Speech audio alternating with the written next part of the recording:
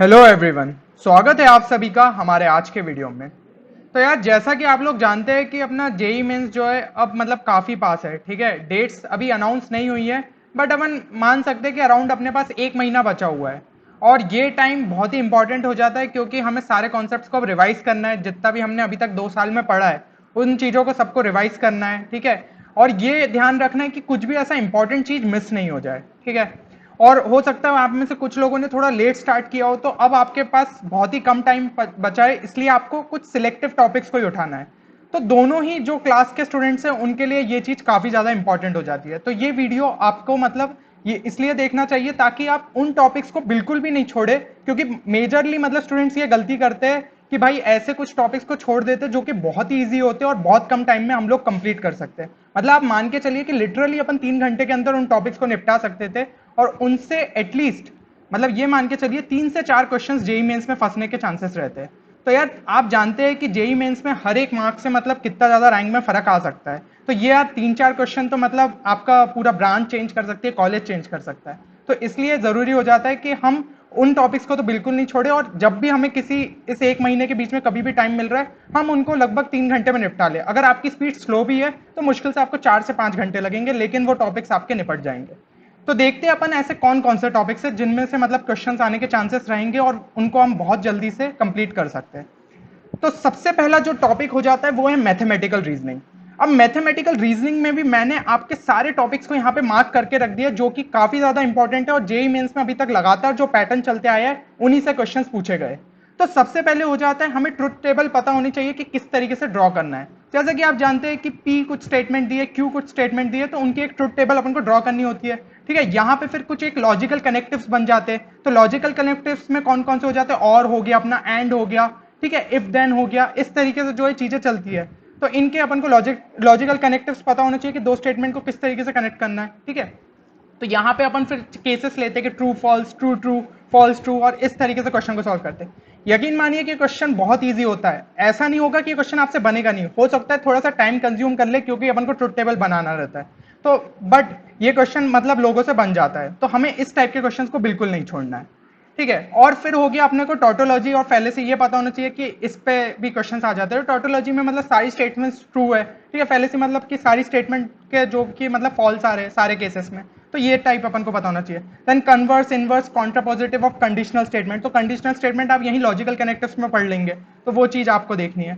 ठीक है, negative of a compound statement, तो ये चीज आपको देखनी है। एलजेब्रा ऑफ स्टेटमेंट, तो एक्चुअली जो सेट में अपन वो सब पढ़ते हैं, डी मॉर्गन लॉ और वो सब, तो वही चीजें भाई अपने इसमें भी आ जाती है मैथमेटिकल रीजनिंग में।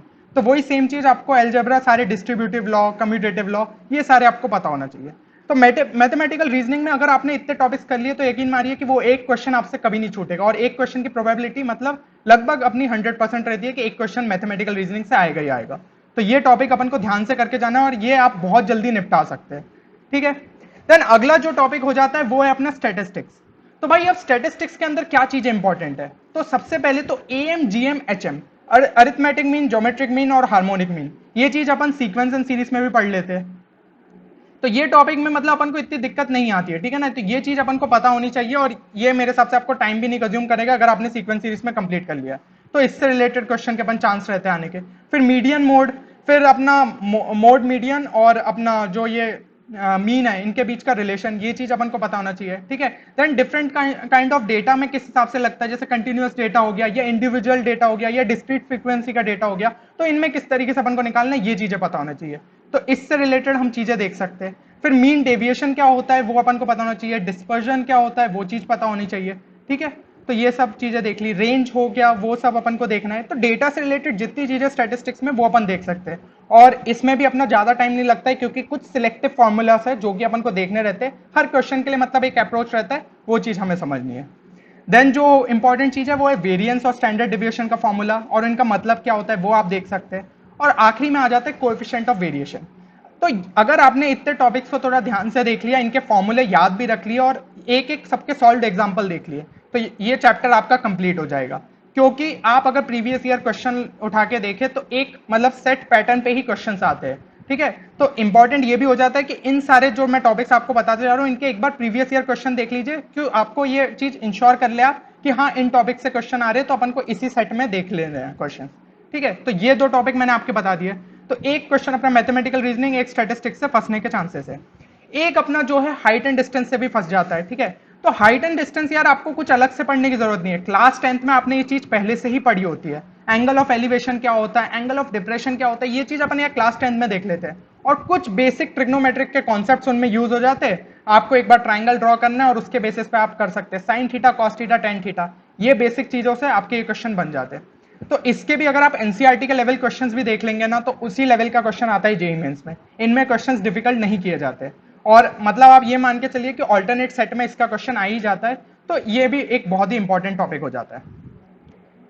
अब अपन अगली चीज देखते हैं, लीनियर इनइक्वालिटीज। ठीक है, तो लीनियर इनइक्वालिटीज की थोड़ी सी प्रोबेबिलिटी कम रहती है आने की, बट इसमें भी मतलब अपन को क्वेश्चंस पता होना चाहिए। ठीक है, ग्राफिकल मेथड से किस तरीके से सॉल्व करते हैं, बाउंडेड फंक्शन क्या होता है, ये सब बाउंडेड अनबाउंडेड कर्व बनता है। ठीक है, फिर कॉर्नर पॉइंट पे अपन किस तरीके से ऑब्जेक्टिव फंक्शन को चेक करते हैं, वो चीज अपन को पता होनी चाहिए।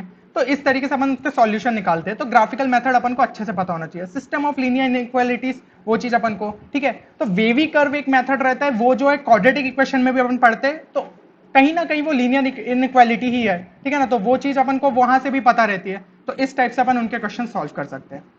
तो ये कुछ टॉपिक्स थे मतलब जो कि मैं आपको बताया। और एक टॉपिक आ जाता है अपना देन रिलेशंस। तो रिलेशंस की बहुत कम प्रोबेबिलिटी रहती है आने की, क्योंकि एक्चुअली होता क्या है, रिलेशंस एंड फंक्शंस अपन को एक साथ पढ़ाया जाता है। तो क्वेश्चन ज्यादातर ना क्या है, फंक्शन से ही फंसता है, क्योंकि फंक्शन एक बड़ा चैप्टर और बहुत ज्यादा इंपॉर्टेंट है डिफरेंशियल कैलकुलस के पार्ट का, इसलिए ज्यादातर क्वेश्चन उसी से फंसता है। तो रिलेशंस के भाई थोड़े चांसेस कम हो जाते हैं, बट रिलेशंस में अपन को तो भी पता होना चाहिए कि किस टाइप के, ठीक है, इक्विवेलेंस रिलेशन क्या होता है, ट्रांजिटिव रिलेशन क्या होता है, सिमेट्रिक रिलेशन, इस टाइप से सारे रिलेशंस पता होना चाहिए। तो टाइप्स ऑफ रिलेशन से भाई क्वेश्चन आने के चांसेस काफी रहते हैं अगर रिलेशन से आया तो।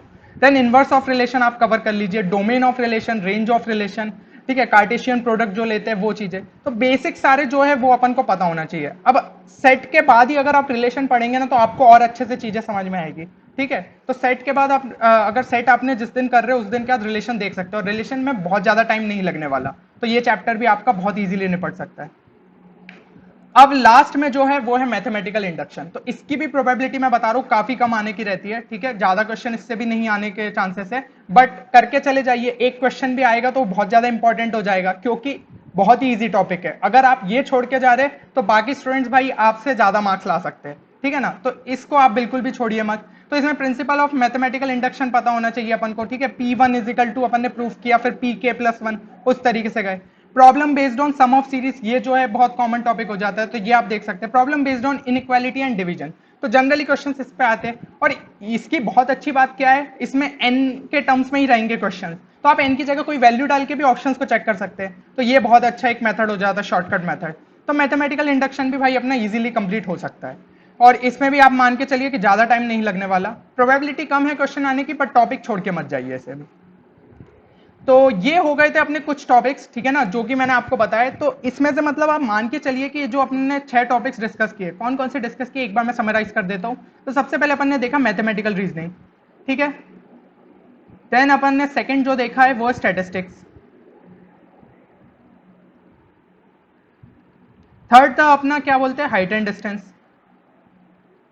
तो इनसे तो मान के चलिए कि height and distance, linear inequalities, तो इनसे आप मान के चलिए कि 3 से 4 क्वेश्चन के आने चांसेस है, काफी ज्यादा है, ठीक है ना। तो 3 से 4 क्वेश्चन भाई बहुत ज्यादा हो जाते हैं, है ना, 4 नंबर का एक क्वेश्चन है, तो 3 से 4 क्वेश्चन बहुत ज्यादा हो जाते हैं। फिर और उसके बाद जो टॉपिक है वो है अपना रिलेशंस, जो कि मैंने आपको बताया, और मैथमेटिकल इंडक्शन। तो इनसे यार अगर इनसे एक क्वेश्चन आया तो इसमें से एक क्वेश्चन कम हो जाएगा, ये मान के चलिए।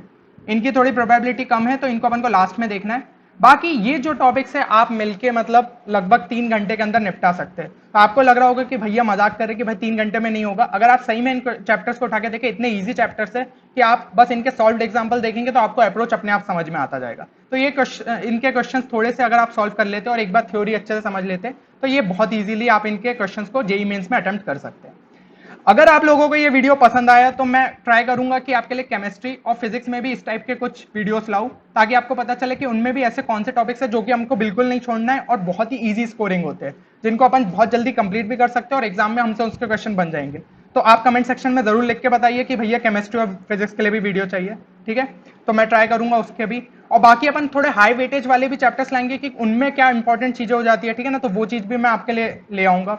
और शॉर्ट ट्रिक के वीडियोस यार अपने आते रहेंगे, ठीक है ना, जैसा हमें टाइम मिलेगा हम आपके लिए अपलोड कर देंगे, तो उसकी आप टेंशन मत लीजिए।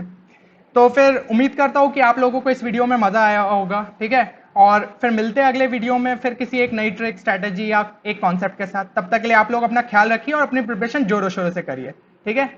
Thank you everyone.